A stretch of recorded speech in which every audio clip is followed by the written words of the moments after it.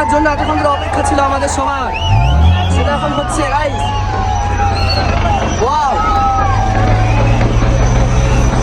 Just আলাদাই moment.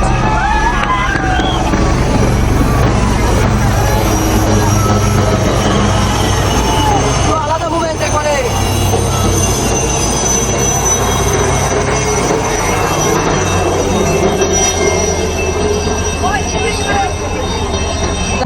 এত সুন্দর দৃশ্য বন্ধুরা, জাস্ট অসাধারণ, খুবই ভালো লাগছে এখানে এসে।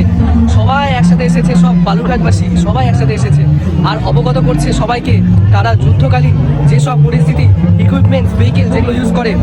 তো ইতিমধ্যে যে ইকুইপমেন্টটা তোমাদেরকে দেখাবো সেটা কিন্তু রেডার ফায়ার কন্ট্রোল সিস্টেম। হ্যাঁ, তোমরা দেখতেই পাচ্ছ, দেখো লেনটা জাস্ট চেক করো। এগুলো কিন্তু বেশিরভাগই সব মেড ইন ইন্ডিয়া, যেটা আমার খুবই ভালো লাগলো।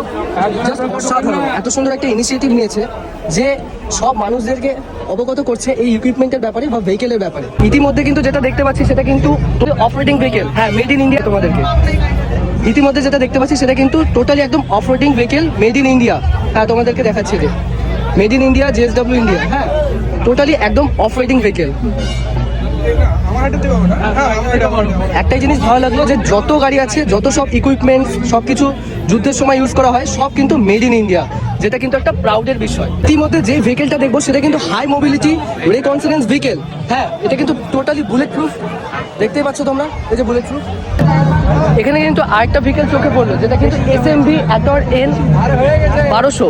কিন্তু একটা জিনিস সবচেয়ে দেখার বিষয় বা ভালো লাগছে বলতে পারো, সেটা কিন্তু মেড ইন ইন্ডিয়া। হ্যাঁ, এটাও কিন্তু মেড ইন ইন্ডিয়া, তোমাদেরকে দেখিয়ে দিচ্ছি পুরো। এ দেখো, মেড JSW ইন্ডিয়া। মানে যতগুলো ভেহিকেল দেখছি এখানে রাখা আছে, সব কিন্তু মেড ইন ইন্ডিয়া, যেটা আমাদের গর্বের বিষয়।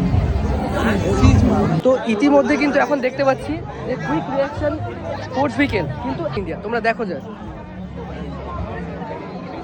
টাটার ব্যাচ।